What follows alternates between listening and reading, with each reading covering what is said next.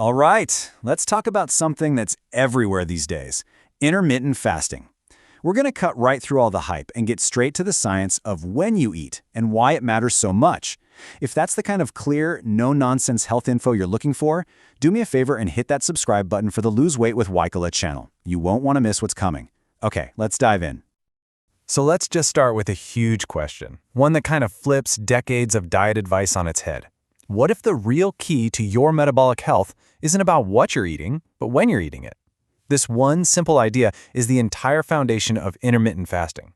It's a massive shift from obsessing over the food itself to focusing on the timing, and believe me, it can change everything. Now, to really get how this works, you've got to understand the super basic principle. Your body is always in one of two states. You're either storing energy or you're burning it. That's it. There's no middle ground. And understanding this simple switch is the absolute key to unlocking the power of fasting. Okay, this right here, this is the most important concept to grasp. When you eat anything, you go into what's called the fed state. Your insulin goes up, and its job is to tell your body to store the energy you just ate. And here's the crucial part. When insulin is high, fat burning is switched off. It's locked away. But then hours after you've eaten, insulin levels fall, and you enter the fasted state. This is the signal for your body to start using its stored energy. Low insulin literally flips the switch and turns fat burning on. That is the game changer.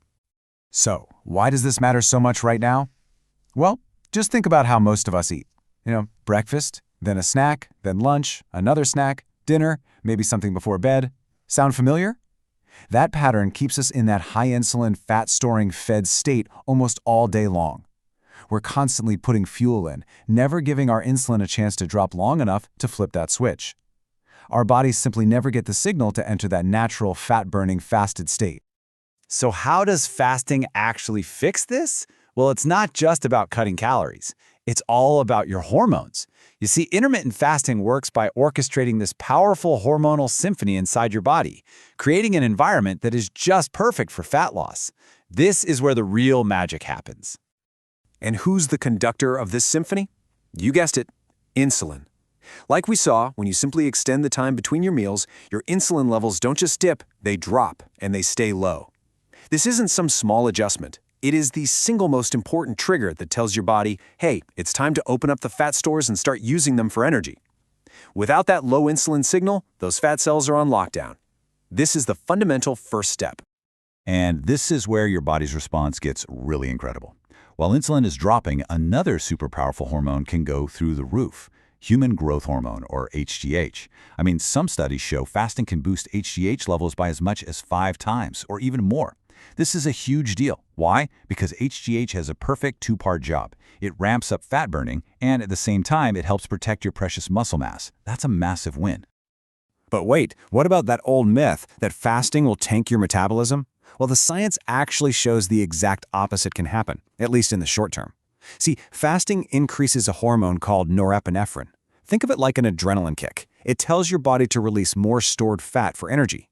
This can actually give your metabolism a temporary boost of anywhere from 3 to 14%. So your body isn't shutting down, it's actually revving up to go find fuel.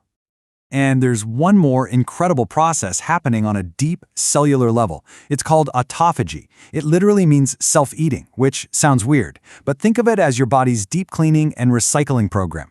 When you're in that fasted, low-insulin state, your cells get to work doing some serious housekeeping. They find old, damaged junk parts and break them down, either for energy or to build new, better cell components. It's a total cellular refresh.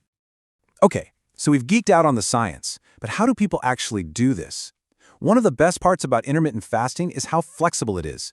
There isn't just one way to do it. So let's take a quick look at some of the most common ways people find a rhythm that works for their life. Here are the big 3. By far, the most popular is the 16-8 method. It's simple. You fast for 16 hours, which includes sleeping, and eat all your meals in an 8-hour window. It's awesome for beginners. Then there's the 5-2 diet, where you eat totally normal 5 days a week, and on 2 days, you really restrict your calories. Great for flexibility. And for the more experienced, there's Eat Stop Eat, which is a full 24-hour fast once or twice a week. At the end of the day, the best one is the one you can actually stick to. Okay, we've talked about the science, the hormones, the methods, but now we need to stop. And I'm serious, we need to shift gears and have a very frank discussion about safety. This is, without a doubt, the single most important part of this entire explainer, because while fasting can be great for some, it is absolutely not for everyone. We have to be crystal clear about this. Let me just say this as plainly as I can. This is not a suggestion. This is a critical, serious warning. Your health and your safety have to come first, and jumping into a new way of eating without understanding the risks can have some really bad consequences. Please listen closely. So, who absolutely has to avoid this? This list is non-negotiable. We're talking about pregnant or breastfeeding women, children and teenagers who are still growing, anyone who is already underweight, and critically, anyone with a history of eating disorders. It can also be extremely dangerous for people with type 1 diabetes who use insulin, or for anyone on medications that have to be taken with food. For these groups, fasting is just not a safe choice, period. And this right here, this brings us to the #1 golden, unbreakable rule. This quote says it all. Even if you're not on that last list, if you have any kind of pre-existing medical condition, high blood pressure, thyroid issues, anything, or if you take any kind of prescription medicine, you absolutely must talk to your doctor before you even think about trying this. That's not a suggestion, it's a requirement for your own safety. Your doctor is the only one who knows your health situation and can tell you if this is safe for you. This is non-negotiable. So we end up right back where we started, with a big question. We've seen that this ancient way of eating can be a really powerful modern tool that works with your body's biology, but we've also seen that it has to be approached with a lot of respect and caution. So the real question isn't just, does intermittent fasting work? It's, is it the right and safe key for you? Thanks so much for joining me for this breakdown. If you found this helpful, please hit that like button, share it with someone who might need it, and make sure you're subscribed to the Lose Weight with Wiglaw channel. I'll see you in the next one.